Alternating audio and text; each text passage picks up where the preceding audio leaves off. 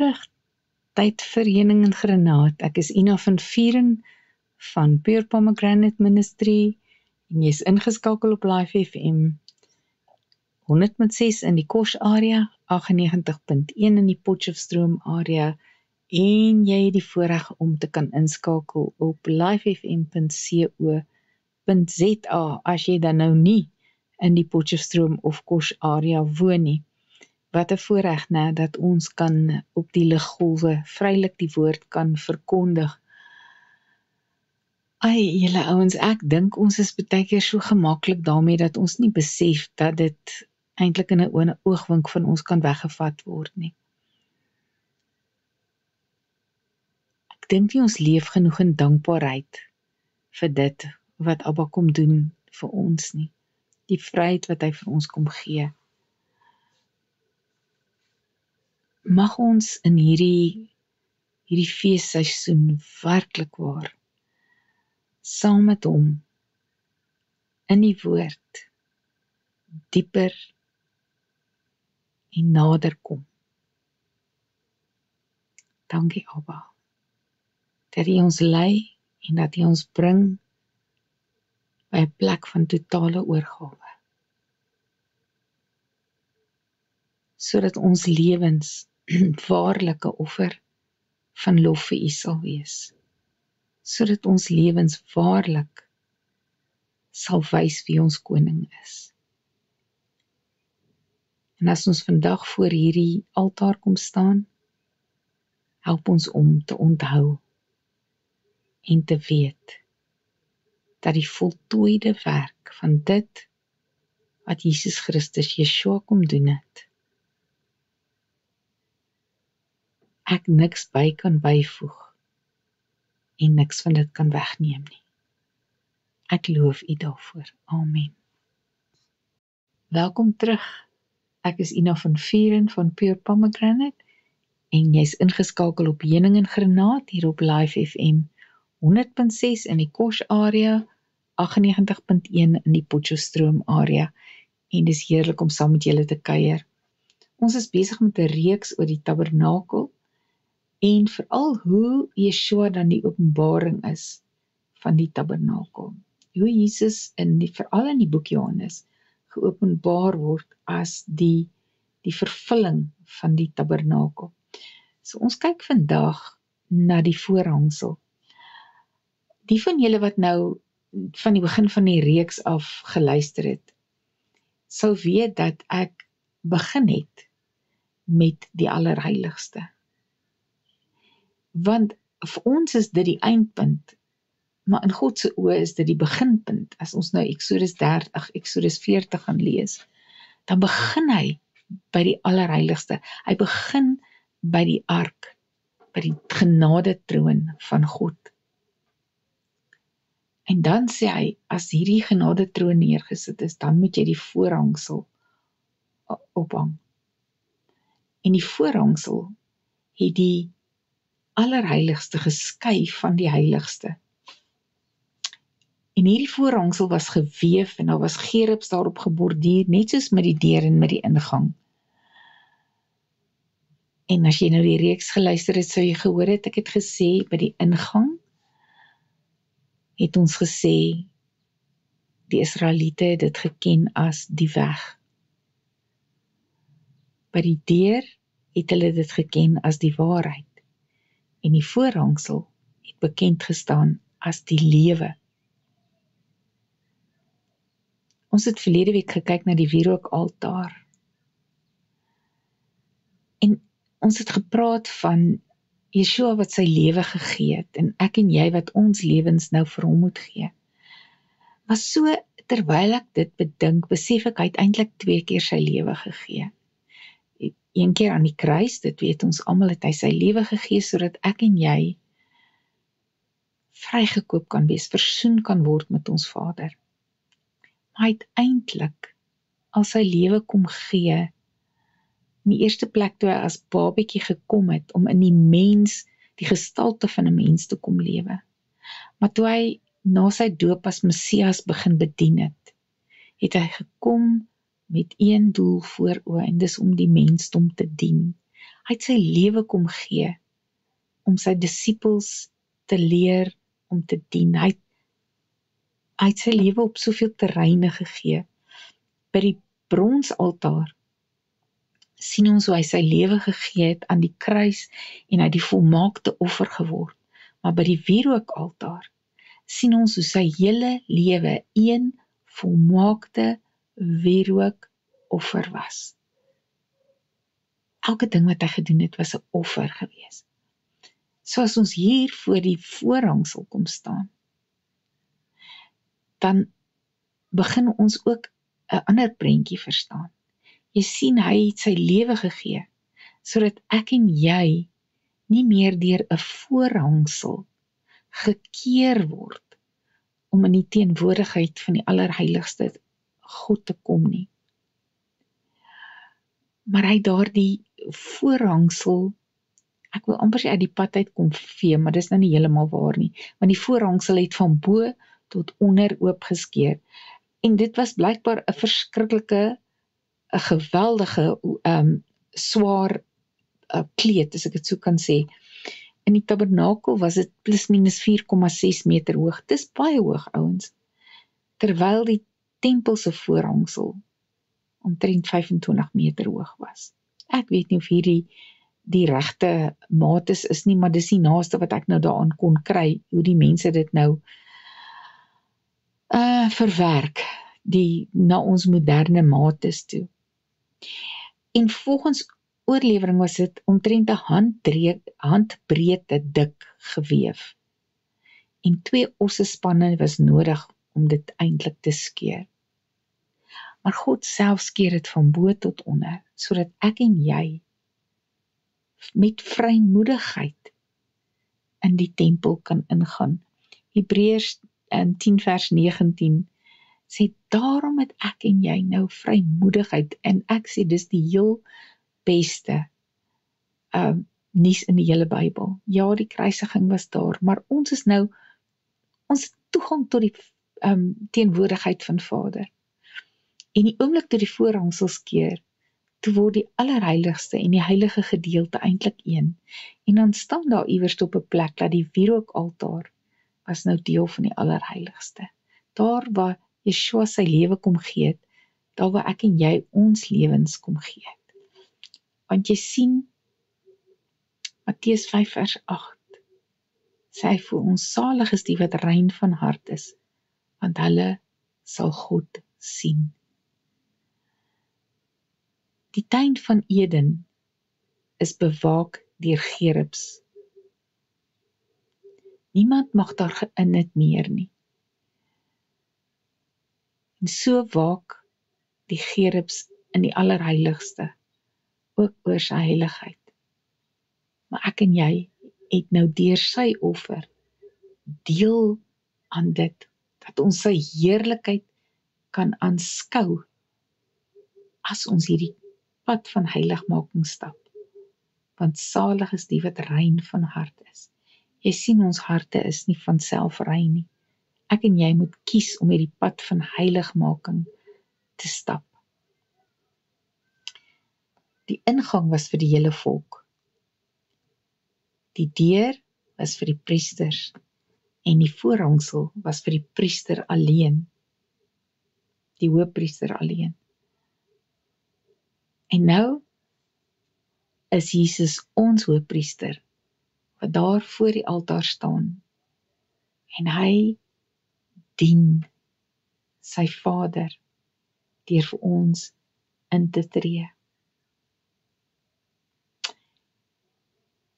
Die voorhangsel verteenwoordig die finale deur na God se teenwoordigheid. En ek wil amper sê dit simboliseer dis die vlees van Yeshua. Maar dit praat ook van die bloed van Yeshua. Van niemand van ons kan ingaan in die teenwoordigheid as ons nie bedek is deur die bloed nie. So in die plek van die voorhangsel is sy liggaam en sy bloed. Hebreërs 10 vers 19. Broers en sissies, ons het dus nou deur die bloed van Jesus vrye toegang tot die heiligdom, en dit op 'n weg wat nuut is, en na die lewe lei. Hierdie weg het hy vir ons gebaan, deur die voorhangsel heen, dit is deur sy liggaam. En terwyl ons hom as groot priester oor die huis van God het, laat ons nou tot God nader met opregte hart, en met volle geloofsekerheid. Geliefdes, is dit nie net die wonderlikste nuus nie? 2 Korintiërs 3 vers 18 sê, en terwyl ons almal met onbedekte gesig soos in 'n spieël die heerlikheid van die Here Jahweh aanskou, word ons van gedaante verander na hierdie selfde beeld, die beeld van Yeshua, van heerlikheid tot heerlikheid, as deur die Here wat die Gees is. Terwyl ons 'n breekie vat, wil jy nie so bietjie net gaan dink oor, hoe lyk hierdie pad wat jy stap? Stap jy 'n pad van heiligmaking, waar jy kies om jou hart rein voor hom te hou, waar jy kies om jou hart sy heilige woonplek te maak, volgens 1 Petrus 3 vers 15. Want jy sien, hy wat rein van hart is, gaan die koning van die konings sien. Welkom terug, ek is Ina van Vuren van Pure Pomegranate en jy luister na Heuning en Granaat hier op Live FM 100.6 in die Kosh area, 98.1 in die Potchefstroom area en natuurlik kan jy livestream op livefm.co.za. Ons praat vandag oor die allerheiligste. Daardie stukkie van die tabernakel wat daar diep weggesteek was. Die hoëpriester kon eenmal 'n jaar daarin gaan. Ek wonder hoeveel van die gewone Israeliete het 'n begeerte gehad om binne in die allerheiligste in te kom. Ek wonder hoeveel van hulle het so naby as moontlik aan die heining, aan die agterkant wil ek nou amper sê, van die tabernakel gaan neerkniel om so naby as moontlik aan die allerheiligste te kom. Of het hulle maar net aangegaan met hulle dagtake. Want die hoëpriester het mos 1 keer 'n jaar ingegaan en gaan versoening doen. Geliefdes, die allerheiligste is oop vir my en vir jou. Ons moet kies om daarin te gaan. As ons Exodus 40 lees, en dit begin met die allerheiligste, dit begin met die ark van God, dan is dit mos die plek waar hy wil hê ons moet wees. Dis hoekom hy die tabernakel gegee het van Moses en gesê het, dis wat jy vir hulle moet wys, is die pad na my hart toe. Dis hoekom Yeshua gekom het, om ons te versoen met ons Vader, sodat ons eendag voor sy troon kan staan. Vry. Losgekoop. Maar geliefdes, die allerheiligste is vandag vir ons tot ons beskikking. Ons moet kies om daar te wil in. Ons hoef nie aan 'n priesterorde te behoort, wat beteken dat ek aan die laagste range is en dat ek dalk maar net die assies om die altaar moet opvee nie. Dat ek, omdat ek nie aan die geslag van Aaron behoort nie in die heilige gedeelte kan gaan diens doen nie. Geliefdes, ek en jy is deel van 'n koninklike priesterdom. Ons staan in die heilige, ons staan in die allerheilige. And all we need to do is just worship him for who he is. Is dit nie net die wonderlikste nuus in die Bybel nie? As ons in hierdie plek die allerheiligste ingaan, dan moet ons weet dis 'n klein plekkie. Daar's slegs plek vir God en vir een mens. Maar in Yeshua is ons daardie een mens wat daar kan gaan staan. Die mure was van goud, die dak was borduur in 4 kleure met goue gerubs. En hierdie plek het bekend gestaan as the dwelling place of God. Exodus 25 vers 8 sê, let them construct a sanctuary for me, that I may dwell among them. Hy wil tussen ons kom woon. Om God te ontmoet, moet ons na 3 baie belangrike dinge kyk in die allerheiligste. Eerste ding is God se heerlikheid. Dis verteenwoordig deur die gerubs. Hulle moes waak oor sy heiligheid. God se heiligheid word verteenwoordig deur die goud. God se geregtigheid en met ander woorde sy righteousness word verteenwoordig deur die getuienis, die kliptafels wat in die ark was. Al 3 hierdie aspekte maak hom eintlik ontoeganklik vir wie ek en jy is. Want die gerubs verwag van ons om heerlik te wees, glorious te wees. Die goud verwag van ons om heilig te wees en die getuienis van die verbond verwag van ons om geregtig te wees. Ek en jy sal dood neerslaan as ons in sy teenwoordigheid kom, omdat hy die sondelose God is wat sonde moet straf. Dis slegs deur die bloed van die offerlam dat ek en jy geregverdig en heilig voor hom kan staan. Die enigste meublement in die allerheiligste was die ark. Hebreërs 9 vers 2 tot 4 sê, want die tabernakel is so ingerig. Die eerste, waarin die kandelaar was, en die tafel en die toonbrode wat die heilige genoem word. En agter die tweede voorhangsel, die tabernakel wat genoem word die allerheiligste, waarin 'n goue wierookbak was, en die ark van verbond, rondom heeltemal met goud oorgetrek, waarin die goue kruik met die manna was, en die staf van Aaron wat gebloei het, en die tafels van die verbond. Die ark het 2 dele gehad, die onderste gedeelte, die kas met ander woorde, en die genadetroon bo-op. In die Ou Testament word dit partykeer the throne of judgment genoem. Maar in die Nuwe Testament praat dit van die mercy seat, die genadetroon. Binne in die ark van verbond was die getuienis van verbond, dit was die wet wat op die 2 kliptafels was, en Aaron se staf, wat praat van autoriteit, maar dit praat ook van hierdie staf. As jy gaan kyk in Numeri 17, sal jy sien dat hierdie staf het begin bloeisels uitspreid, amandeltjies wat ryp geword het, en dit spreek van opstandingskrag, en dan was daar 'n pot manna gewees. Julle kan dit in Exodus 16 gaan lees, en ook in Openbaring 2 vers 17 sê dat aan hom wat oorwin, sal die hidden manna, die manna wat weggesteek is, sal vir hom gegee word.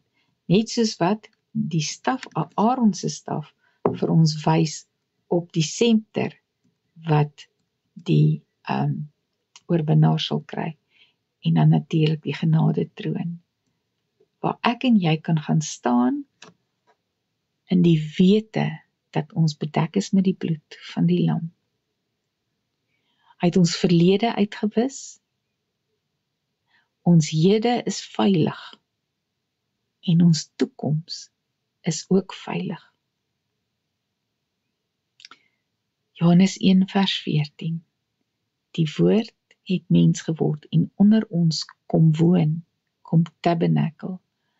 Ons het sy heerlikheid gesien, die heerlikheid wat hy as die enigste seun van die Vader het, vol genade en vol waarheid. die dag toe die tabernakel opgerig is, het die heilige teenwoordigheid soos 'n vuurkolom op die tabernakel gaan rus. Openbaring 11 vers 19 sê, "And the temple of God, which is in heaven, was opened, and the ark of his covenant appeared in his temple, and there was flashes of lightning, and sounds and peals of thunder, and an earthquake." En dan gaan dit verder, en dit praat ook van die oordeele. Jy sien, hierdie prentjie van die tabernakel kan ons nou maar dink, dis Ou Testamentiese geskiedenis. Maar dit praat van God se padkaart na hom toe, na sy troon toe. En Jesus Christus, Yeshua Mashiach, is daardie padkaart na sy troon toe. Want ek en jy het nodig om vir sy troon te gaan staan. 'n genade troon. Maar die wêreld gaan voor die troon van oordeel staan. Waar staan jy, geliefde, voor die troon van oordeel of voor die troon van genade? Daar's net een pad na die troon van genade. En dit is deur die bloed van die lam, Jesus Christus. Mag jy in hierdie week wat voorlê opnuut bewus word van die feit dat jy vrylik toegang het tot die allerheiligste deur die bloed van die lam. Shalom, shalom.